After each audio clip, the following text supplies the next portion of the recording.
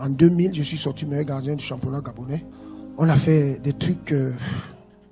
on allait dans des cimetières pour invoquer des esprits et ça se manifestait. On connaît des coéquipiers qui ont sacrifié les enfants dans le ventre de leur femme. La femme est enceinte, le ventre disparaît. La grossesse disparaît. La grossesse disparaît. Chers abonnés, dans cette vidéo vous allez découvrir les secrets cachés des footballeurs, ce qui leur permet à plusieurs d'entre eux d'avoir une carrière prometteuse. Un footballeur gabonais a fait des graves révélations au grand public. Je vous laisse écouter ce témoignage. On connaît des coéquipiers qui ont sacrifié les enfants dans le ventre de leur femme. La femme est enceinte, le ventre disparaît. La grossesse disparaît. La grossesse disparaît. Ils se connaissent. J'en connais. On a fait mal au Seigneur. Donc il faut qu'on se repente. Parce que la Bible déclare que le Seigneur ne souhaite pas la mort d'une personne. Au contraire, médite comment le ramener à lui. Donc le Seigneur a touché le frère. Quand il me disait qu'il a fait le témoignage, j'étais loin de penser qu'il avait pratiqué autant de choses. Oui, on a prié pour lui parce qu'on persévère. Bizarre, ouais.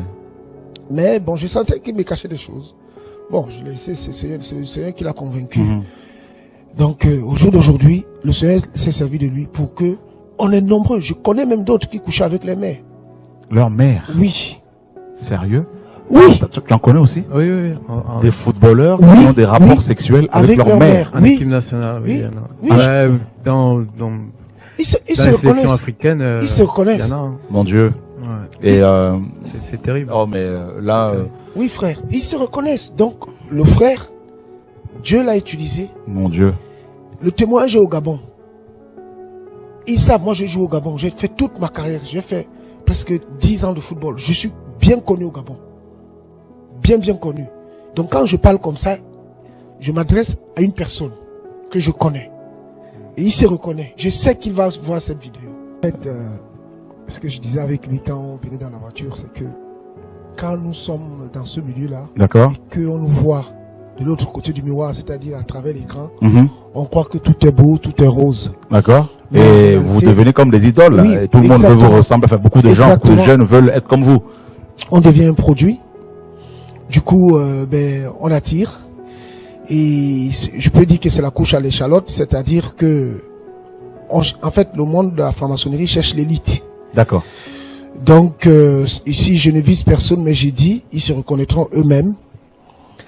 La franc-maçonnerie, ces sciences à mystère, ils cherchent des têtes de gondoles, des gens qui peuvent vendre, qui peuvent attirer, qui peuvent plaire, pour pouvoir, n'est-ce pas, séduire et, voilà, amener du monde vers eux. Et c'est comme ça que ça marche. Soit, si tu es bon, ils ne prendront jamais quelqu'un qui n'est pas bon, ça c'est sûr, parce qu'ils n'attirent pas. Ils vont prendre celui qui est déjà du haut de l'affiche et ils vont te faire miroiter des choses, bien entendu, qui ont le revers de la médaille. Je tiens quand même à dire que tous les footballeurs ne sont pas des sorciers. Il y a des footballeurs qui craignent Dieu, qui ne touchent pas à ça. Mais c'est une minorité. Il n'y en a pas beaucoup, quoi. Il n'y en a pas beaucoup. Mais il y en a. Il y en a.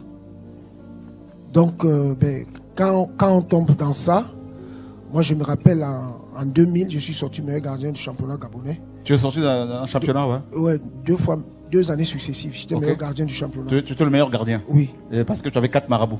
Oui, entre autres. Ok. Entre autres. En fait, ces gens-là deviennent notre quotidien. C'est-à-dire, on devient tellement addict que ils nous prédisent tout, quoi. Ça quitte même parfois le domaine de sportif pour rentrer dans sa vie privée. Waouh, ils te disent même comment te marier, comment faire les choses, tout ça. Exactement. Donc, on tombe dedans. On a fait des trucs et des tas de trucs.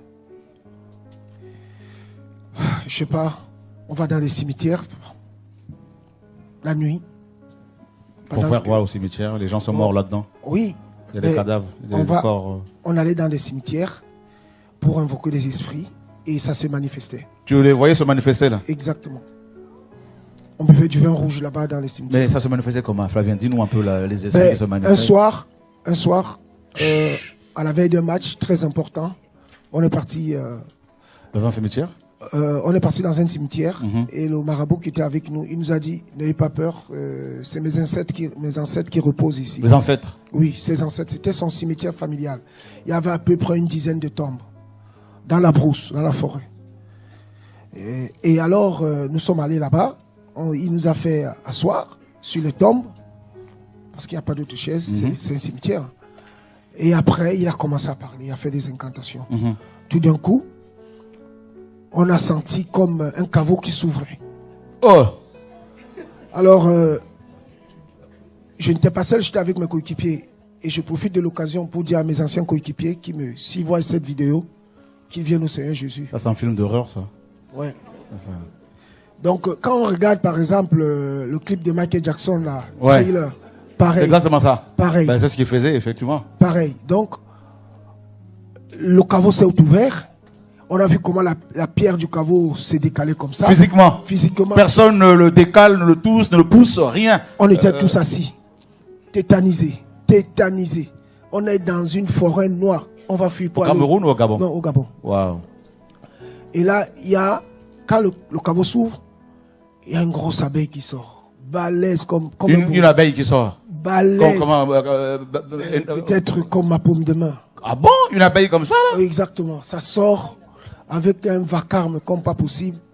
Et il vient faire le tour de mes coéquipiers et moi, nous tous. L'abeille fait le tour Oui. comme ça, là. Oui, il est rentré dans la bouteille parce qu'il y avait une bouteille de vin qui était là. Il est rentré dans la bouteille, il est ressorti, il est rentré dans le caveau s'est refermé. Oh! Et on nous a servi ces vins-là à boire. Le football, dans la plupart des pays, est une sorte de religion. Les gens boivent, mangent, dorment, se réveillent et pensent au football. Donc, tout le monde veut que son équipe gagne. Quand des équipes adverses remportent leur match, on les suspecte parfois d'avoir emmené avec elles des marabouts ou des forces occultes pour arriver à leur fin. Ce témoignage vient en quelque sorte confirmer ce mythe. Qu'est-ce que vous en pensez par rapport à ce témoignage? Laissez votre avis en commentaire. Si ça vous a plu, n'hésitez pas à vous abonner et à cliquer sur la cloche de notification pour ne pas rater mes prochaines vidéos.